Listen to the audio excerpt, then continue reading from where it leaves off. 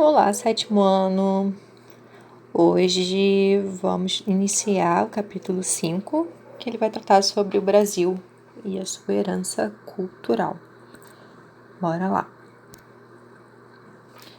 Bom, para dar início, eu gostaria que vocês entendessem a diferença entre nação e Estado-nação, tá? Quando a gente usa o termo nação, a gente retrata ao povo, tá? A gente faz referência ao povo, que ele vai possuir uma cultura em comum.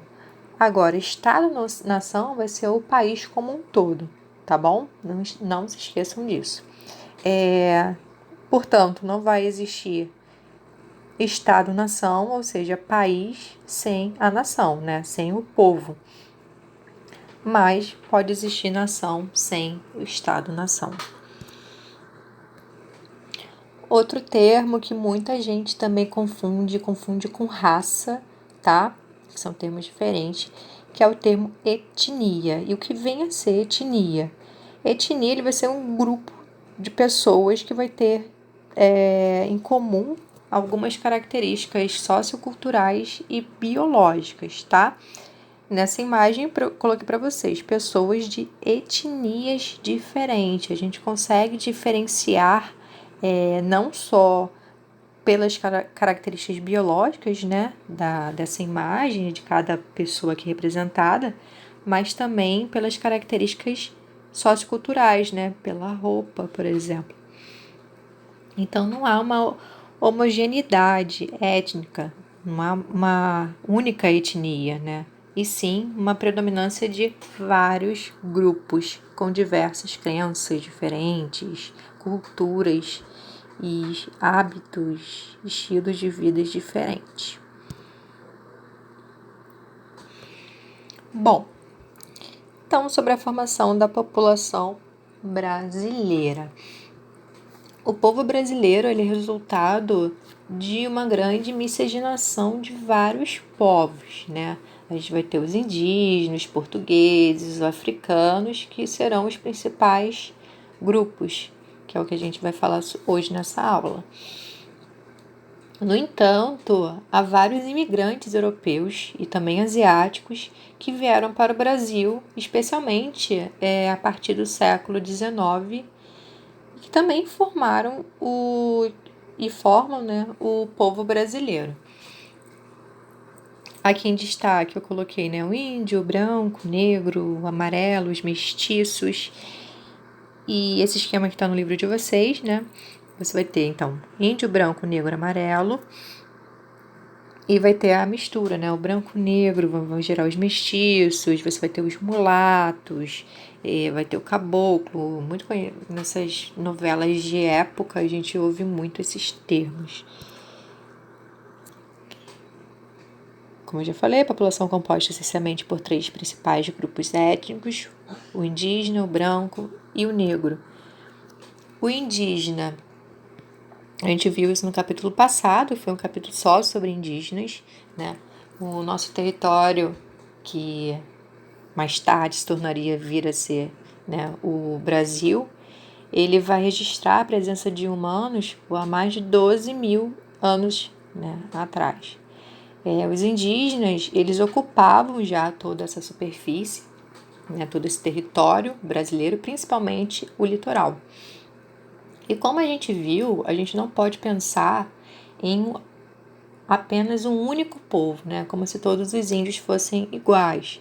O que há e o que havia também, muito mais, né, eram cerca de 8 milhões de indígenas. Hoje em dia você tem menos de 1 milhão de indígenas no território brasileiro. O que havia, o que ainda há, são várias tribos indígenas, né? Cada uma com a sua particularidade, com línguas e costumes diferentes. A etnia mais numerosa, como a gente já viu na aula passada, eram os tupis guaranis, e eles foram os que tiveram o primeiro contato com os portugueses, né? O indígena também chamado de nativo, né? E como eu coloquei aqui no slide, o grupo étnico que habitava já esse território muito antes da chegada desses portugueses. Eles que conheciam a natureza, conheciam esse território, a terra, eles que nomearam muitos lugares, muitos montes, praias e rios. e sabiam até se as ervas eram nocivas, né, ou não. E foram passando esses ensinamentos para os portugueses. Na culinária, a gente também pode destacar o uso intensivo que a gente tem hoje em dia da mandioca, né, também conhecido como aipim, e de diversos outros pratos e ervas que a gente costuma usar na nossa culinária moderna.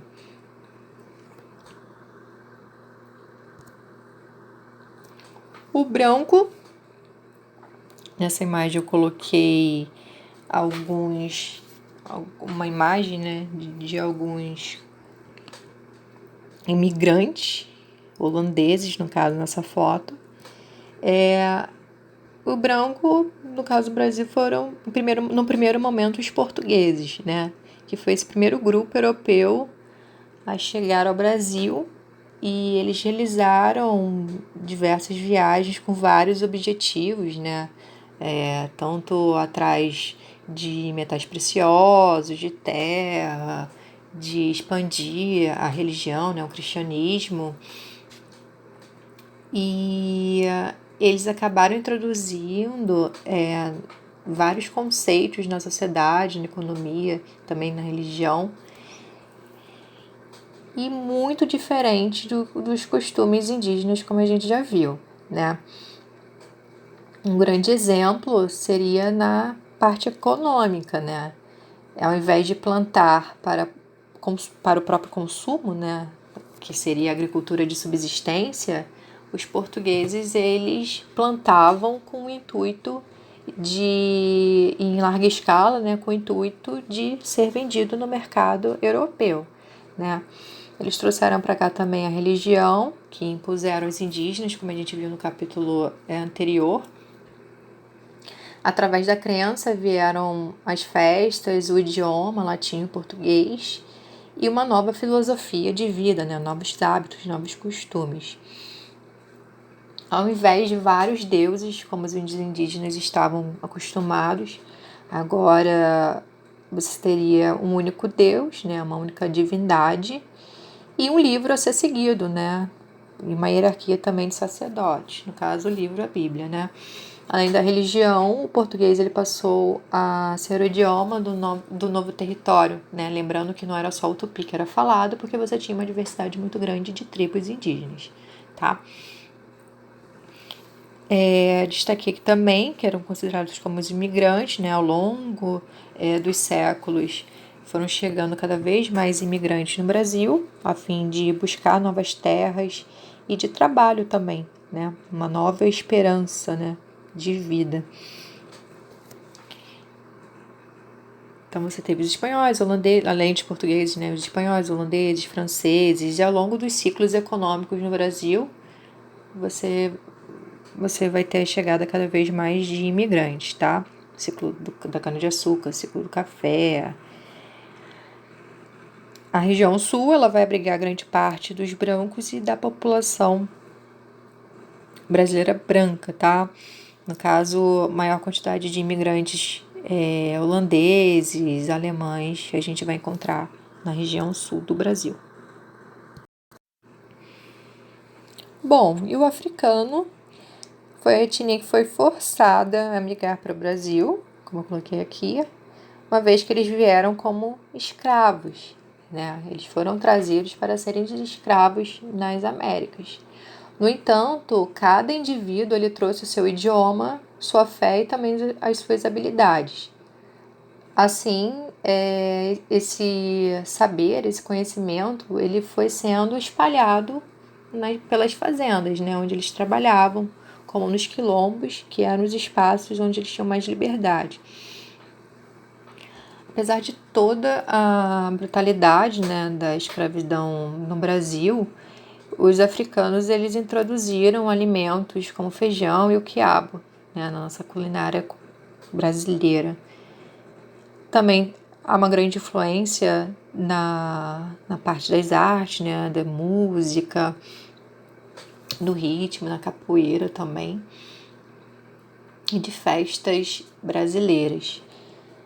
Na dança a gente também tem o mover da cintura, né, que foi herdado pelos africanos, que se originou nos bailes, como o machixe e o samba. E várias palavras africanas também foram incorporadas ao português brasileiro, né, como quilombo, maribondo, moleque, farofa, cochichar, quitute. Mas foi uma etnia bastante massacrada, né? Eu coloquei aqui para vocês, né? Vieram como escravos para atuar primeiramente na produção do açúcar e mais tarde na cultura do café. Mas professora, você falou na aula passada sobre os indígenas que eles ajudavam nas lavouras. Sim, e no conhecimento também da terra para os recém-chegados portugueses. Porém, os portugueses foram achando que os indígenas eles eram preguiçosos e não tinham tanta força, digamos assim, braçal. E eles foram trazendo os escravos, tendo os africanos cada vez mais sendo inseridos no território brasileiro. É isso, gente. Até a próxima. Qualquer dúvida, vocês podem me encaminhar. Beijos.